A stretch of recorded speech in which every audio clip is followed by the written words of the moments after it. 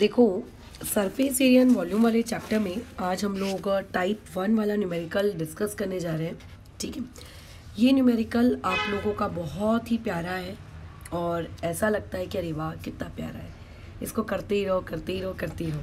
हाँ, लोगों को स्टार्टिंग में जब आप ये सवाल अटेम्प्ट करते हो वो थोड़ा सा कठिन लगता है कि अरे यार ये सवाल तो कठिन जा रहा है, इसे कैसे करेंगे। बट अगर आप ठीक है थोड़ा सा लॉजिकल अगर रहो तो आपको पता चलेगा कि अरे वाह ये सवाल तो इससे ज़्यादा इजी तो हो ही नहीं सकता। इसके चैप्टर के सारे ही सवाल कैसे हैं आप लोगों के इजी हैं। तो आज हम लोग टाइप 1 के वर्ड प्रॉब्लम्स के साथ डिस्कशन करेंगे।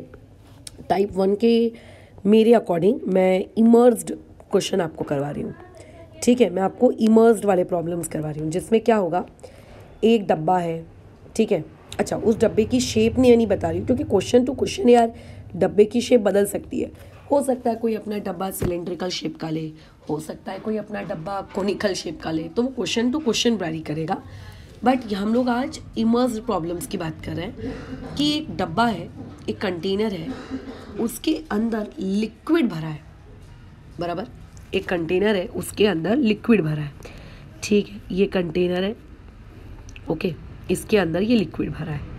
अब क्या है, आपने ऊपर से ये एक बॉल ली और बॉल इसके अंदर डुबका दी। अब ये बॉल भी हो सकती है या फिर ये एक सिलेंडर भी हो सकता है। मतलब बेसिकली कंटेनर का और ऊपर से फेंकने वाले ऑब्जेक्ट का शेप आपको सवाल में कुछ भी दिया हो सकता है। तो ऐसा नहीं है कि ये सवाल बहुत ही शेप स्पेसिफिक है कि नहीं मैम ये तो सिर्फ सिलेंडर के लिए होगा, नहीं मैम ये तो सिर्फ स्फीयर के लिए होगा, ऐसा नहीं है।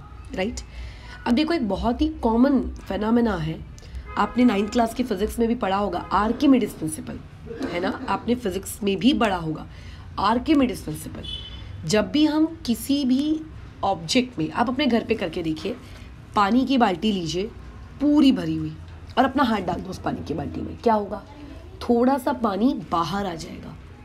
राइट, थोड़ा सा पानी क्या हो जाएगा, बाहर आ जाएगा अगर बाल्टी भरी है तो। अगर बाल्टी भरी नहीं है और तुमने फिर हाथ डाला तो पानी का जो इनिशियल लेवल था वो लेवल क्या हो जाएगा, थोड़ा सा इंक्रीज हो जाएगा।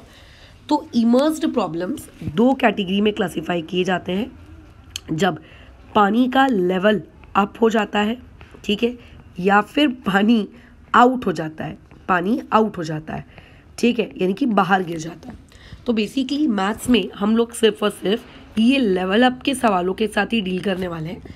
मतलब पहले एक सर्टेन हाइट तक, ठीक है, पानी भरा हुआ था, लेट से ये मान के चलिए h हाइट तक पानी इसके अंदर भरा हुआ है। ठीक है, अब आपने क्या किया, इस पर्टिकुलर कंटेनर के अंदर में आपने क्या किया, वो बॉल डाल दी। तो बॉल के डालने की वजह से क्या होगा, एज वी नो डेली हम अपने घर में भी करके देख सकते हैं, per day to day experiment है कि वो जो बॉल है वो अंदर स्पेस ऑक्यूपाई करेगी। तो उसकी स्पेस ऑक्यूपाई करने की वजह से पानी की जो हाइट है वो पहले से बढ़ जाएगी, लेट से h डैश हो गई, है ना, h डैश h से बड़ा है। तो ये वाले प्रॉब्लम हमको डील करना है।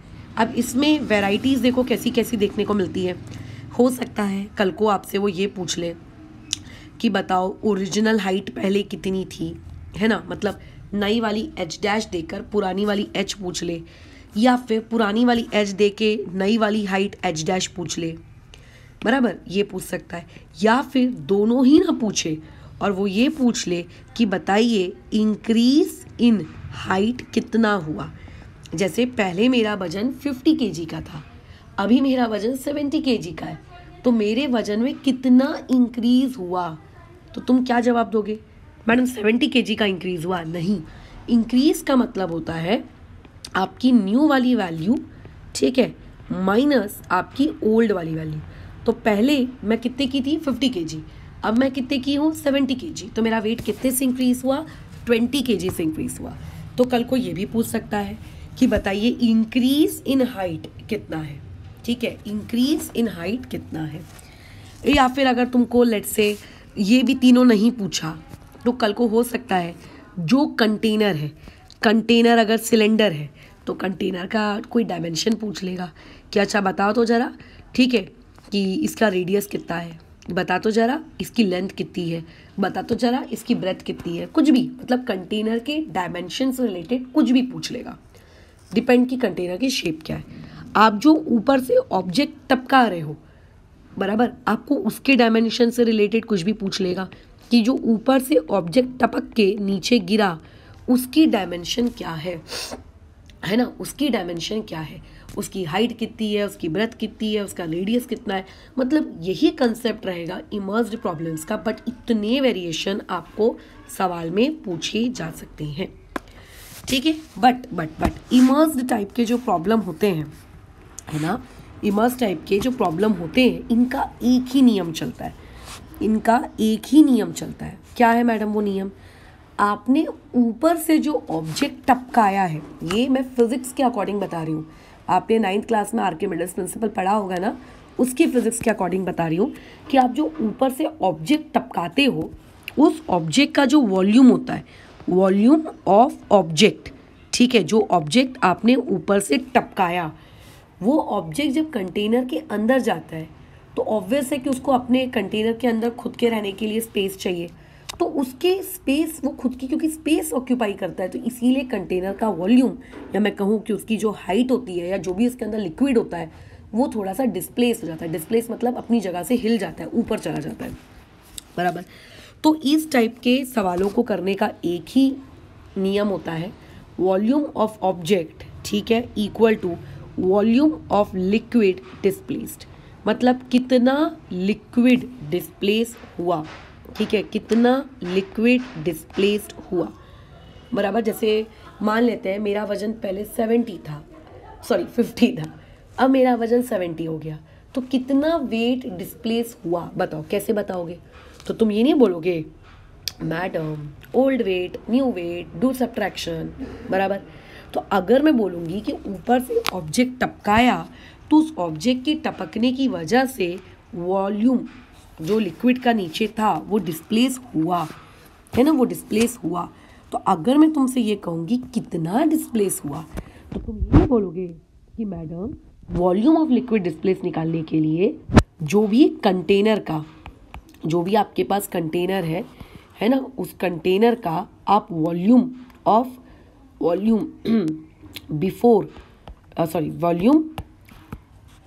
आफ्टर, ठीक है, आफ्टर माइनस वॉल्यूम आप बिफोर करोगे।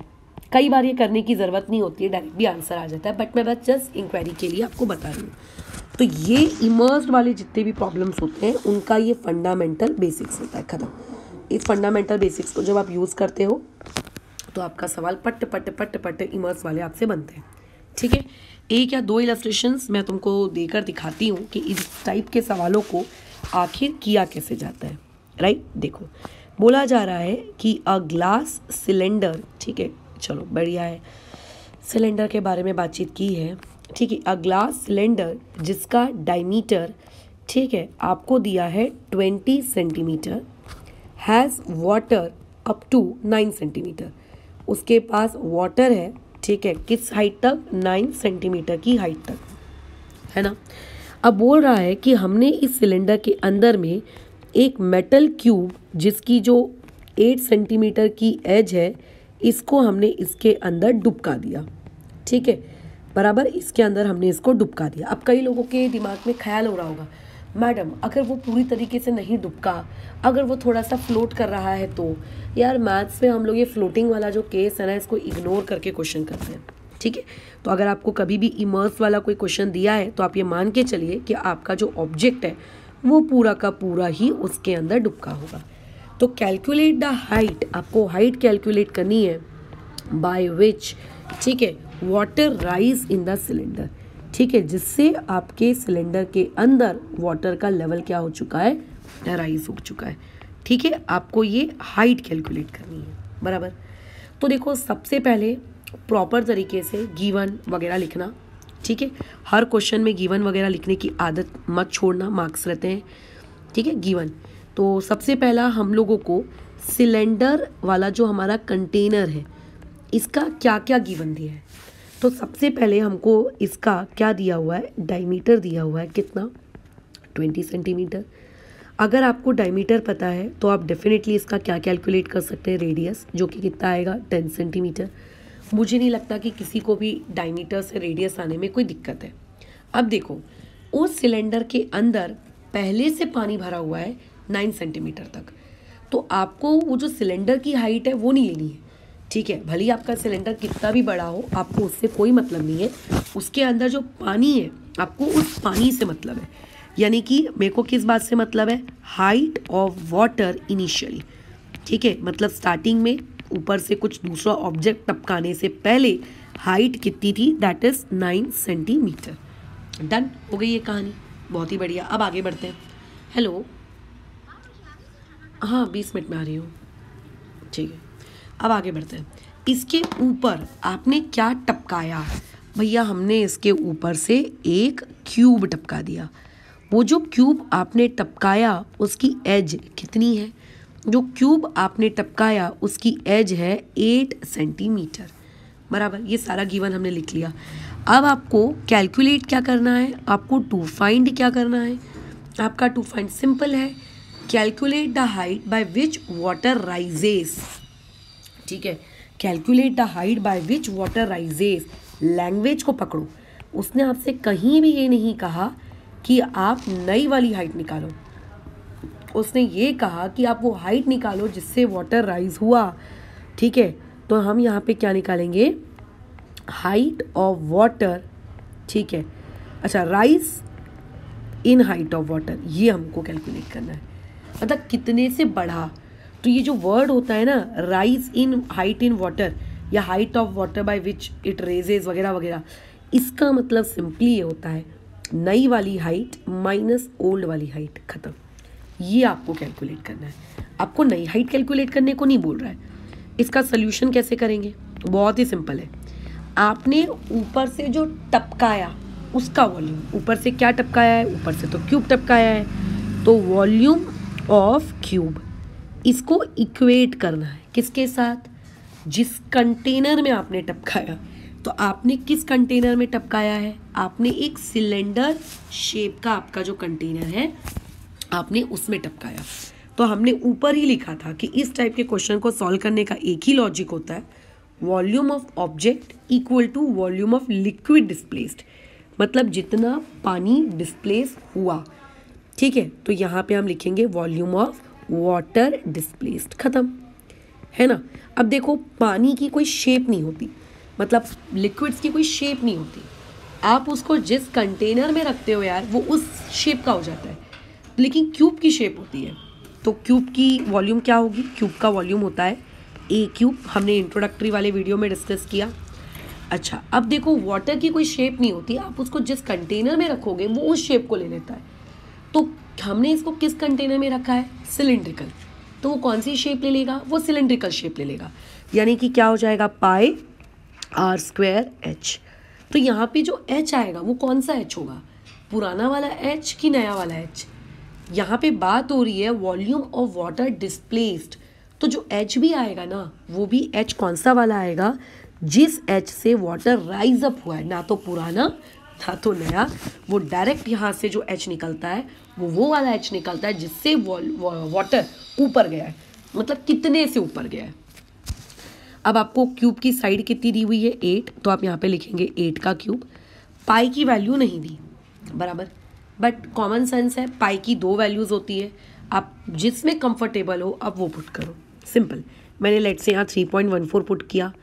आर का स्क्वायर, तो सिलेंडर का रेडियस कितना है 10, सॉरी, तो ये आ जाएगा 10 का स्क्वायर इनटू जितने से पानी ऊपर गया, तो 8 का क्यूब, ये वाला डेटा आपका कितना हो जाएगा, कितना होता है 8 का क्यूब 64 इंटू आपका 8, मेरे हिसाब से तो 8 का क्यूब या फिर अप टू 10 का क्यूब, ये सारे डेटास आपको रटे हुए होने चाहिए। 8 का जो स्क्वायर होता है वो होता है 64, 8 से एक और बार मल्टीप्लाई कर दोगे 512। अब देखो 3.14 मल्टीप्लाई बाय 100 इंटू हाइट राइसेस। अब देखो यहाँ पे जो आपको ये पीछे 2 0 दिख रहे हैं ना, ये दोनों 0 मिलके मेरे इस दोनों पॉइंट्स को खा गए, मतलब 2 0 2 पॉइंट को खा गए। तो मेरे पास क्या आया, मेरे पास 512 अपॉन में 314 आया इक्वल टू हाइट राइजेस आया।